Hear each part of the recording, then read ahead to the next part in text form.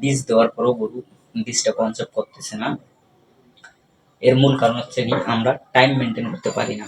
গরুটা কখন হেঁটে এসেছে এটা আমরা অনেকেই জানি না, কিন্তু এই কারণে আমরা ভুল টাইমে অথবা টাইমের আগেই বীজ দিতেছি, এই কারণে কিন্তু আমাদের বীজ কনসেপ্ট করতেছে না। আমাদের দুটো পদক্ষেপ হচ্ছে AM আর PM।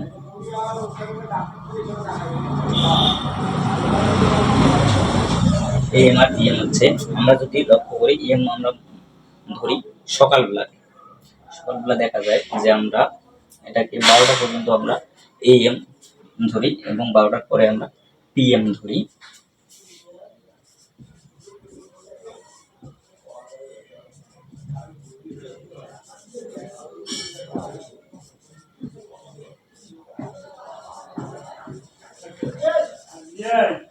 আমাদের গাভী হিটে আসে দুই টাইমে, একটা হচ্ছে সকালবেলা না হলে সন্ধ্যার ওই দিকে।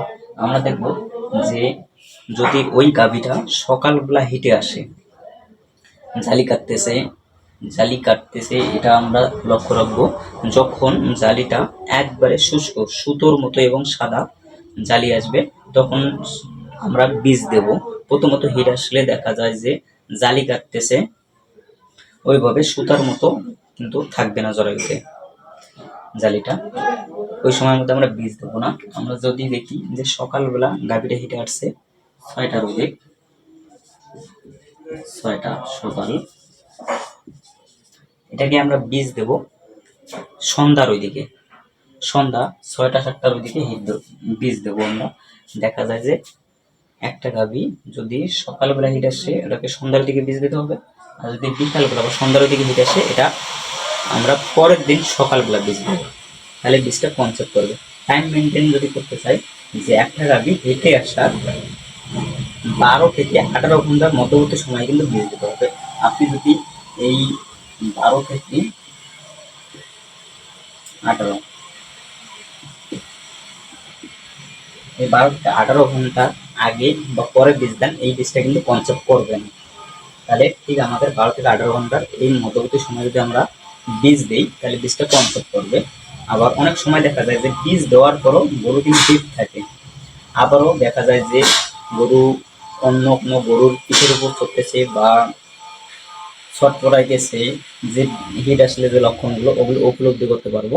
সেজন্য আমাদেরকে দেখা যায় যদি সকালবেলা হিট আসছে আমরা সন্ধ্যার দিকে বীজ দিছি, পরের দিনও দেখা যায় যে হিট আছে, তাহলে আমাদের পরের দিনেও সকালবেলা বীজ দিতে হবে, তাহলে বীজটা কনসেপ্ট করবে।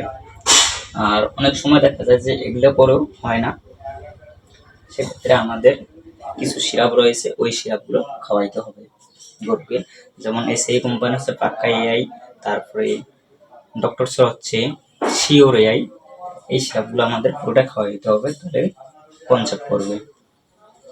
এই 12 থেকে 18 ঘন্টা এই মধ্যবর্তী সময়টা যদি আমরা বীজ দিই তাহলে বীজটা কনসেপ্ট করার সম্ভাবনা সবচেয়ে বেশি থাকবে।